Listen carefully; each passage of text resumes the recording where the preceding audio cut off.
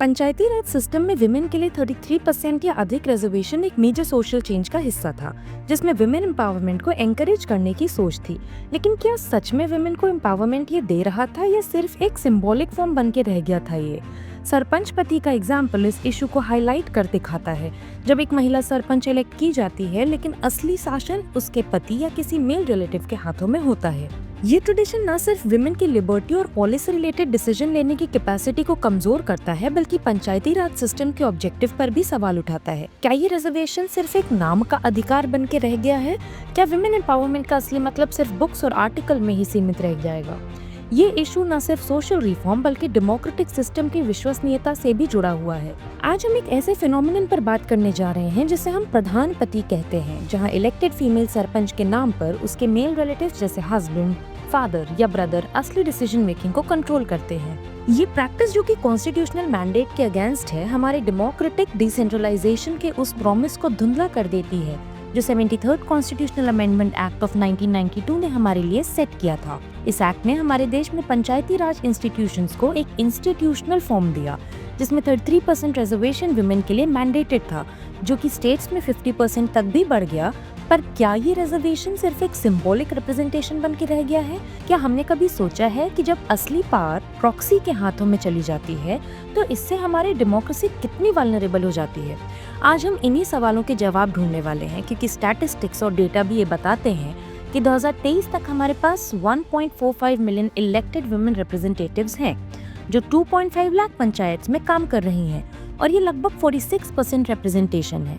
लेकिन फिर भी ये डिस्पैरिटी तब तक दिखती है जब तक हम देखते हैं कि कुछ स्टेट्स में, जैसे बिहार, मध्य प्रदेश, छत्तीसगढ़, राजस्थान, उड़ीसा, महाराष्ट्र और केरला, विमेन के लिए 50% रिजर्वेशन इम्प्लीमेंट कर चुके हैं। ग्लोबल जेंडर गैप रिपोर्ट 2023 के हिसाब से दुनिया के सिर्फ 18 आउट ऑफ 146 देशों में लोकल गवर्नेंस में 40% से ज्यादा महिला प्रतिशत है। इंडिया इस कॉन्टेक्स्ट में एक मिसाल बन चुका है, क्योंकि यहाँ इलेक्टेड विमेन रिप्रेजेंटेटिव्स का पार्टिसिपेशन 44% से भी ऊपर है। लेकिन जब ये परसेंटेज नंबर्स सामने आते हैं, तब भी हमारे समाज में एक अहम इशू छुपा होता है, प्रॉक्सी लीडरशिप का, यानी प्रधान पति का फिनोमिनन, जिसे असली महिला एम्पावरमेंट कॉम्प्रोमाइज हो रही है। आज के 7 PM हाइलाइट्स में हम डिस्कस करेंगे कि लोकल गवर्नेंस में विमेन पार्टिसिपेशन का प्रेजेंट स्टेटस एग्जैक्टली है क्या, और क्यों प्रॉक्सी लीडरशिप को खत्म करना हमारे लिए इतना जरूरी है। हम देखते हैं कि कॉन्स्टिट्यूशनल प्रोविजंस ने विमेन को एक लीगल स्पेस तो लीड करने दिया है, लेकिन पेट्रियार्की की जड़ अभी भी काफी गहरी है, जिससे विमेन को decision making powers real form में आने से रोक दिया जाता है। हम आज ऐसे केसेस, डेटा और इनिशिएटिव्स के बारे में भी बात करेंगे जो इस प्रॉक्सी लीडरशिप को रोकने के लिए लिए गए हैं, और साथ ही ये भी समझेंगे कि इस स्ट्रगल का इकोनॉमिक, सोशल और पॉलिटिकल सिग्निफिकेंस क्या है।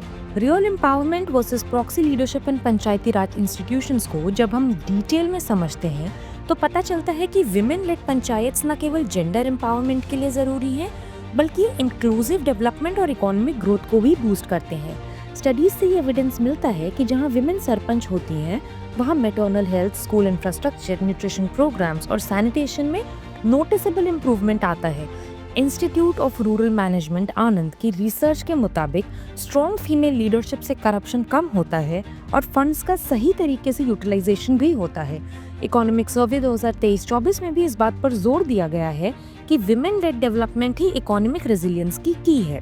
लेकिन इन सब बेनिफिट्स के बावजूद हमारे समाज में अभी भी प्रॉक्सी लीडरशिप का ट्रेंड बना हुआ है, जहां वुमेन का सिर्फ नाम ही रहता है, लेकिन असली डिसीजन मेकिंग उनकी फैमिली के मेल मेंबर्स के पास में रहती है। अब हम बात करते हैं कि प्रेजेंट स्टेटस क्या है। 2023 के डेटा के हिसाब से इंडिया में over 1.45 million elected women representatives हैं, जो ग्राम पंचायत में, ब्लॉक समितिज में और जिला परिषद में अपना योगदान दे रही हैं।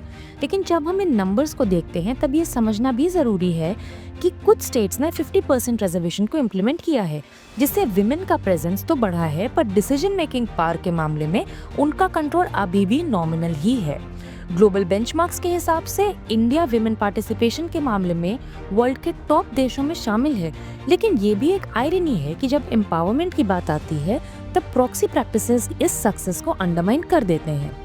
इस कॉन्टेक्स्ट में प्रॉक्सी लीडरशिप के खिलाफ क्यों आवाज उठानी चाहिए? सबसे पहले तो ये एक तरह से जेंडर एम्पावरमेंट का असली मतलब है। जब विमेन सरपंच अपने डिसीजन स्वयं लेते हैं, तभी हम रिजर्वेशन पॉलिसीज के असली मकसद को समझ सकते हैं। इंक्लूसिव डेवलपमेंट तभी पॉसिबल है जब पॉलिसी डिसीजंस वुमेन की सेंसिटिविटी और उनके प्राथमिक इश्यूज जैसे मैटरनल हेल्थ, सैनिटेशन, एजुकेशन को समझ कर लिए जाते हैं।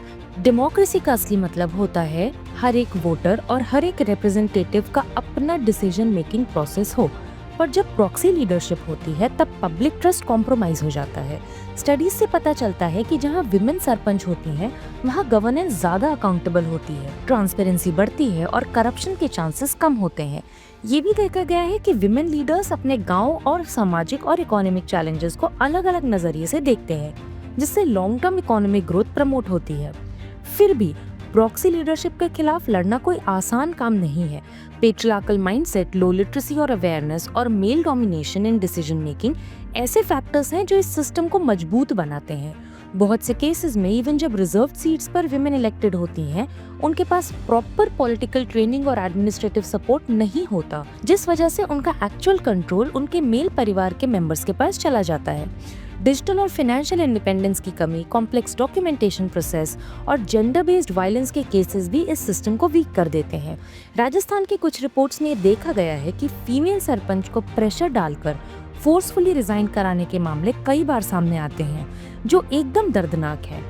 ऑनरेरियम भी बहुत कम होने की वजह से, जैसे कि राजस्थान में सिर्फ 4,500 रुपए पर मंथ, जो एक सीरियस पार्टिसिपेशन के लिए बहुत ही डिस्करेजिंग फैक्टर है। नाउ लेट्स सी कि गवर्नमेंट के और इनिशिएटिव्स किस तरह से विमेन पार्टिसिपेशन को इंक्रीज करने के लिए लिए गए हैं। तो 73rd कॉन्स्टिट्यूशनल अमेंडमेंट एक्ट से लेकर ट्रेनिंग प्रोग्राम्स जैसे राष्ट्रीय ग्राम स्वराज अभियान, सशक्त पंचायत नेत्री अभियान और डिजिटल लिटरेसी इनिशिएटिव जैसे डिजिटल इंडिया और ई पंचायत, ये सब इनिशिएटिव्स एक तरफ से विमेन को एम्पावर करने के लिए हैं। एनजीओज जैसे PRIA और UN विमेन भी मेंटोरशिप, ट्रेनिंग और नेटवर्किंग सपोर्ट दे रहे हैं, जिससे विमेन लीडर्स अपने आप को और ज्यादा मजबूत बना सके। स्टेट लेवल इनोवेशन जैसे केरला और राजस्थान में जेंडर सेंसिटिव पॉलिसीज ने भी इस फील्ड में पॉजिटिव इम्पैक्ट डाला है। लेकिन इन सबके बावजूद एक dedicated committee on proxy representation भी बनाई गई है, जिसका काम है प्रॉक्सी लीडरशिप को रोकने के लिए एक मल्टी प्रोंग्ड स्ट्रैटेजी अडॉप्ट करना। Policy reforms, technological monitoring, peer support programmes और प्यूनिटिव एक्शंस शामिल हैं इसमें। इस अप्रोच से ये उम्मीद है कि पब्लिक स्वेरिंग इन और जेंडर एक्सक्लूसिव कोटास जैसे मेजर्स से विमेन को असली पार मिलेगी और प्रधानपति की प्रैक्टिसेस को रोकने में मदद मिलेगी। अब बात करते हैं कि हम आगे कैसे बढ़ सकते हैं। सबसे पहले लीगल रिफॉर्म्स और इंस्टीट्यूशनल स्ट्रेंथनिंग बहुत जरूरी है। हमें स्ट्रिक्टली इम्प्लीमेंट करना होगा 73rd अमेंडमेंट को, और उसके लिए स्ट्रॉन्गर मॉनिटरिंग मैकेनिज्म्स जैसे विमेन हेल्प डेस्क को एस्टैब्लिश करना होगा। लीगल पेनल्टीज भी इंट्रोड्यूस करनी चाहिए, जिससे प्रॉक्सी लीडरशिप को डिस्करेज किया जा सके। कैपेसिटी बिल्डिंग और एजुकेशन भी एक की फैक्टर है। डिजिटल लिटरेसी और गवर्नेंस ट्रेनिंग से विमेन सरपंचेस को एम्पावर्ड बनाया जा सकता है, और साथ ही कम्युनिटी में जेंडर सेंसिटाइजेशन प्रोग्राम्स चलाने चाहिए, जिससे लोगों की सोच बदले। फाइनेंशियल और एडमिनिस्ट्रेटिव एम्पावरमेंट के लिए डायरेक्ट फंड ट्रांसफर्स और सिंप्लीफाइड पेपर वर्क सिस्टम्स का होना काफी जरूरी है, जिससे विमेन लीडर्स अपने डिसीजंस इंडिपेंडेंट तरीके से ले सकें। पॉलिटिकल और कम्युनिटी सपोर्ट भी इक्वली इंपॉर्टेंट है।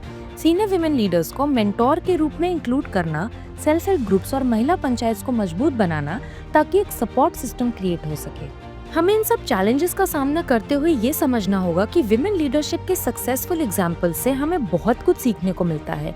राजस्थान की छवि राजावत, जो एक MBA सरपंच हैं, उन्होंने रेन वाटर हार्वेस्टिंग और डिजिटल लिटरेसी प्रोग्राम से अपने गांव को बदला है। उड़ीसा की मीनाती बरीक ने सैनिटेशन, हेल्थ फैसिलिटीज और विमेन सेफ्टी में इम्प्रूवमेंट लाकर दिखाया है कि जब विमेन को असली पावर मिलती है तो गाँव की तरक्की अपने आप हो जाती है। ये एग्जाम्पल्स हमें इंस्पायर करते हैं और दिखाते हैं कि जब विमेन को असली डिसीजन मेकिंग पावर दी जाती है, तब पूरे गांव के डेवलपमेंट एक नया मोड़ लेती है।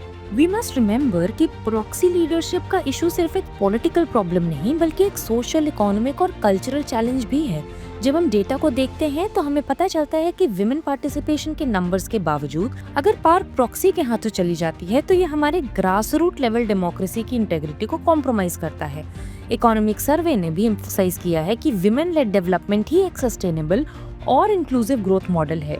लेकिन अगर हम अपने गांव की असली प्रॉब्लम्स, एजुकेशन, हेल्थ, सैनिटेशन और जेंडर बेस्ड वायलेंस को सॉल्व ही नहीं कर पाते, तो हमारे पास एक अधूरा सिस्टम रह जाएगा। आज के इस कॉम्प्रिहेंसिव डिस्कशन से ये बात सामने आती है कि एम्पावरमेंट सिर्फ नंबर से नहीं होता, बल्कि असली पावर अकाउंटेबिलिटी और ट्रांसपेरेंसी से होती है। जब विमेन सरपंच अपने डिसीजन स्वयं लेते हैं तभी हमारे पंचायत में एक ट्रू डेमोक्रेटिक सिस्टम एस्टैब्लिश होता है जो सभी के लिए इंक्लूसिव और फेयर डेवलपमेंट का रास्ता बनाता है। प्रॉक्सी लीडरशिप को रोकना सिर्फ एक लीगल या एडमिनिस्ट्रेटिव रिफॉर्म नहीं बल्कि एक कल्चरल रेवोल्यूशन भी है जिसे हमें ग्रेजुअली इम्प्लीमेंट करना होगा। शुरुआत एजुकेशन से, डिजिटल एम्पावरमेंट से और कम्युनिटी सपोर्ट से होगी। Now as we conclude, you are requested कि इस डिस्कशन पर आप अपने विचार, अपने सजेशन जरूर शेयर करें क्योंकि हमारे हर एक वोट, हर एक रिप्रेजेंटेशन की वैल्यू तभी होगी जब हम मिलकर एक नई और मजबूत सोसाइटी का निर्माण करेंगे। सी यू सून एक नए टॉपिक और नए चैलेंज के साथ। तब तक के लिए सोचिए, समझिए और जुड़े रहिए फोरम IAS के साथ।